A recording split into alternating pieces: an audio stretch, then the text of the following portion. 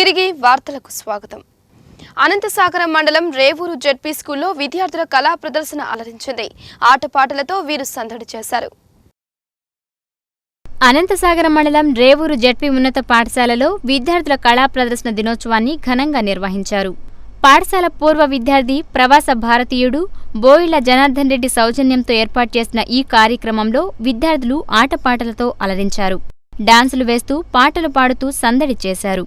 విద్యార్థులు కష్టపడి కాకుండా ఇష్టపడి చదివి ఉత్తమ ఫలితాలు సాధించాలని స్థానిక ప్రముఖులు పిలుపునిచ్చారు. స్కూల్ హెచ్ఎం లక్ష్మీదేవి, సర్పంచ్ సుబ్బారెడ్డి, మాకిరెడ్డి శ్రీదేవి తదితరులు పాల్గొన్నారు. వైకే ఆచారి స్కూల్లో ఏర్పాటు చేసిన arts and crafts science exhibition విద్యార్థుల్లోని సృజనాత్మకతను వెలికితీసింది. ఈ ఎగ్జిబిషన్లో విద్యార్థులు ప్రదర్శించిన నమూనాలు ఆకట్టుకున్నాయి. నగరంలోని బాలాజీనగర్లో ఉన్న వైకే ఆచారి ఇంగ్లీష్ మీడియం హైస్కూల్లో arts and crafts science exhibition జరిగింది. ఈ ఎగ్జిబిషన్లో విద్యార్థులు ప్రదర్శించిన వివిధ నమూనాలు ఆకట్టుకున్నాయి. విద్యార్థులు నమూనాల గురించి వివరించారు. ఈ సందర్భంగా నిర్వాహకులు మాట్లాడుతూ విద్యార్థులకు చదువుతో పాటు సృజనాత్మకతను పెంపొందించేందుకు ఇటువంటి ఎగ్జిబిషన్లు ఎంతగానో ఉపయోగపడతాయని తెలిపారు. ఈ కార్యక్రమంలో కరెస్పాండెంట్ శేషు బ్రహ్మం, పాఠశాల సిబ్బంది పాల్గొన్నారు.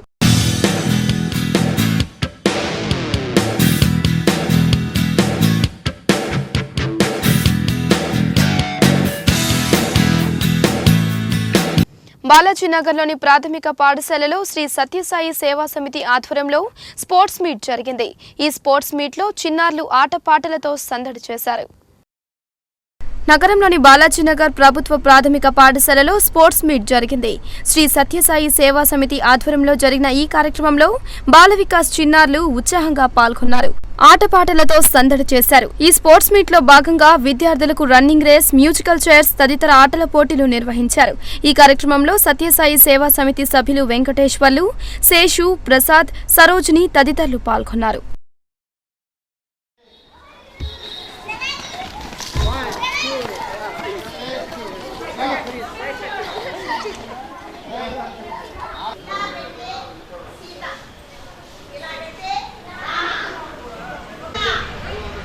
సైన్స్ పై విద్యార్థులు అవగాహన పెంచుకోవాలని సూచించారు డిప్యూటీ మేయర్ ముక్కాల ద్వారకానాథ్.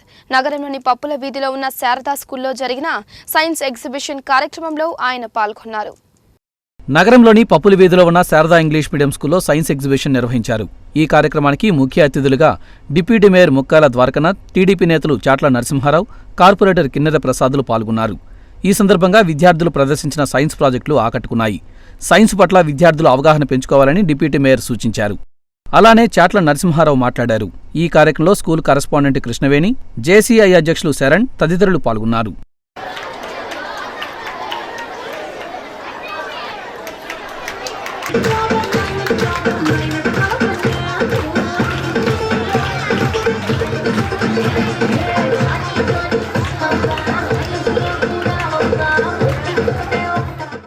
విశాఖపట్నంలో వచ్చే నెల జరిగే జాతీయ సిపిఎం మహాసభలను విజయవంతం చేయాలన్నారు ఆ పార్టీ నేతలు.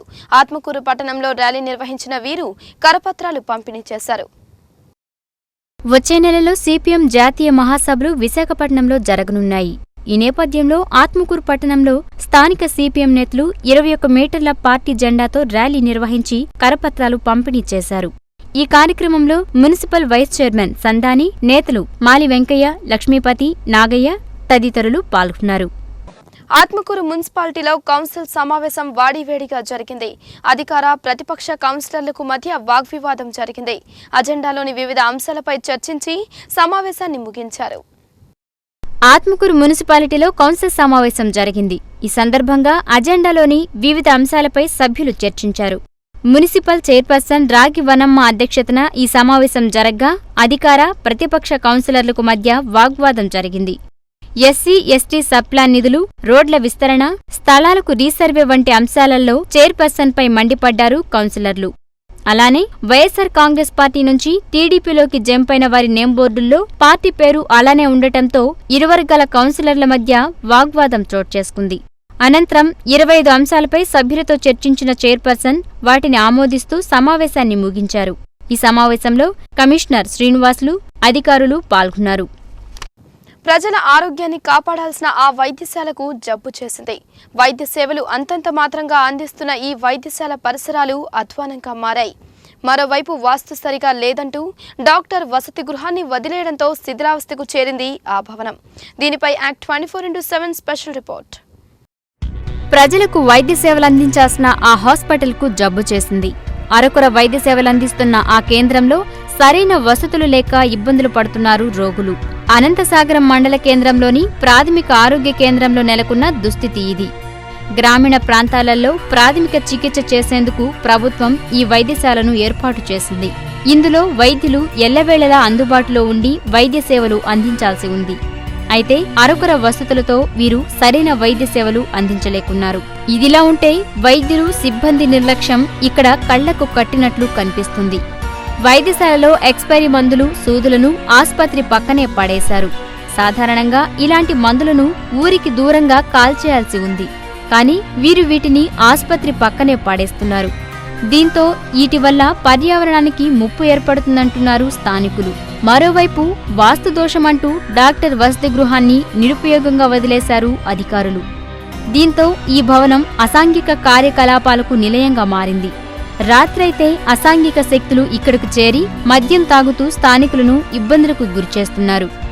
ఇప్పటికైనా జిల్లా ఉన్నతాధికారులు స్పందించి ఈ పీహెచ్సీపై దృష్టి పెట్టాలని కోరుతున్నారు స్థానికులు. ఎస్సీ వర్గీకరణ కోసం అసువులు బాసిన అమరవీరులను ప్రతి ఒక్కరూ స్మరించుకోవాలన్నారు ఎంఆర్పీఎస్ రాష్ట్ర అధికార ప్రతినిధి జెన్ని రామనయ్య.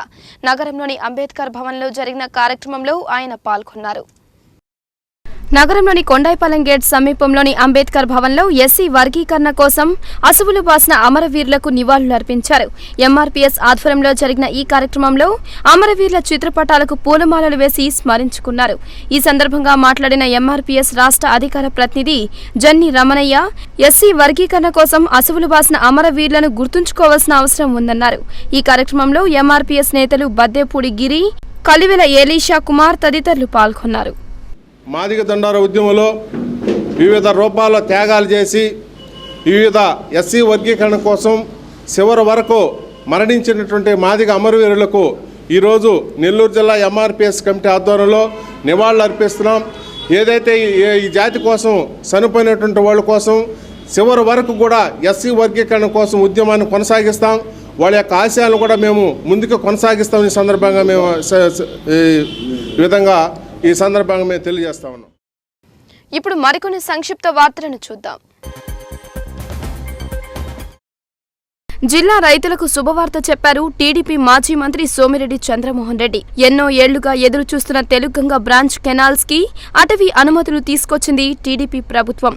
దీంతో 9 బ్రాంచ్ కెనాళ్ల పరిధిలో పూర్తి స్థాయిలో ఆయకట్టుకి నీరందే అవకాశం కలుగుతోంది. భూమికి భూమి పరిహారం ఇవ్వడంతో పాటు 63 కోట్ల రూపాయలు చెల్లించడంతో అటవీ శాఖ క్లియరెన్స్ ఇచ్చిందని చెప్పారు సోమిరెడ్డి. అటవీ శాఖ మంత్రి బొజ్జల గోపాలకృష్ణారెడ్డి, నీటిపారుదల శాఖ మంత్రి దేవినేని ఉమతో కలిసి మాట్లాడి అనుమతులు సాధించుకున్నామని తెలియజేశారాయన. సోమశిల రిజర్వాయర్ నీటి నిల్వ సామర్థ్యాన్ని పెంచుకోవడానికి కూడా త్వరలో అనుమతి లభిస్తుందని చెప్పారు. మరో నెల రోజుల్లో భూ పంపిణీ ప్రక్రియను ప్రారంభించనున్నామని కోవూరు ఎమ్మెల్యే పోలంరెడ్డి శ్రీనివాసులరెడ్డి తెలిపారు. కోవూరు మండల పరిధిలోని పాటూరు, గంగవరం గ్రామాల్లో ఆయన పర్యటించి ఖాళీ స్థలాలను పరిశీలించారు. అనంతరం ఆయన మాట్లాడుతూ అర్హులకు మాత్రమే ఈ స్థలాలను పంపిణీ చేస్తామని తెలిపారు. మరో నెల రోజుల్లో ఈ ప్రక్రియ ప్రారంభమవుతుందని పేర్కొన్నారు. ఆ స్థలాలను నిరుపేదలకు పంపిణీ చేయడంతో పాటు మోడల్ కాలనీని ఏర్పాటు చేయిస్తామని వివరించారు. దళితులు ముందుగా ఎంఆర్ఓను కలిసి దరఖాస్తు చేసుకోవాలని సూచించారు. వీఆర్సీ సెంటర్లో జరుగుతున్న బీసీ సంఘాల నిరాహార దీక్షకు మద్దతుగా కాంగ్రెస్ పార్టీ మద్దతు తెలిపింది. బీసీ ఓట్లతో గద్దెనెక్కిన ప్రభుత్వాలు వారి సంక్షేమాన్ని గాలికొదిలేశాయని మండిపడ్డారు కాంగ్రెస్ నేతలు. సీఎం చంద్రబాబు నాయుడు, మున్సిపల్ శాఖ మంత్రి నారాయణపై పీసీసీ ఉపాధ్యక్షుడు ఆనం వివేక నిప్పులు చెరిగారు. విదేశాలకు రాష్ట్రాన్ని తాకట్టు పెడుతున్నారని విమర్శించారు.